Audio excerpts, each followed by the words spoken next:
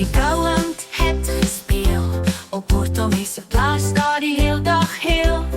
Sy sagte pels en son skyn helder en sy pers stond so vrolik.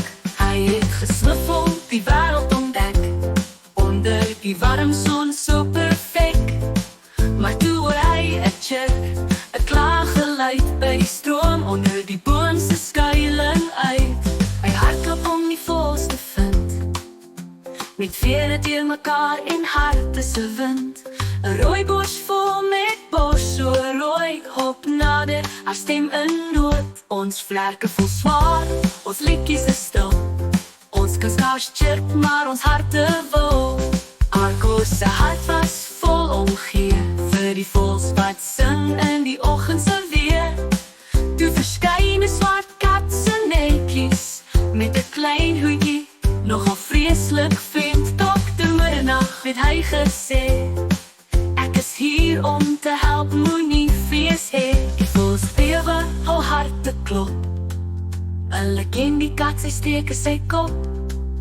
'n Slim bedrieër met skelmskap klaar, wat altyd met slinkse speletjies staar. Argo blaf, sy stert omhoog. Ons soek nie hulp van jou, hier's bedroog.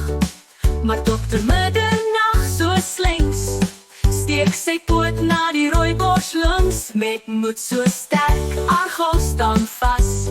Hy weet die kat het 'n plan wat nie pas. Met harde geblaf jaag hy hom weg. Die sluwe kat kon nie langer reg.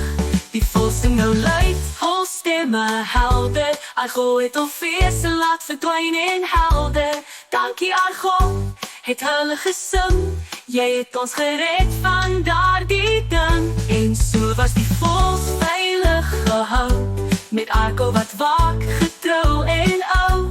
Hy het geleer, al klink woorde sag, kan bedriegers se harte tog iets ag.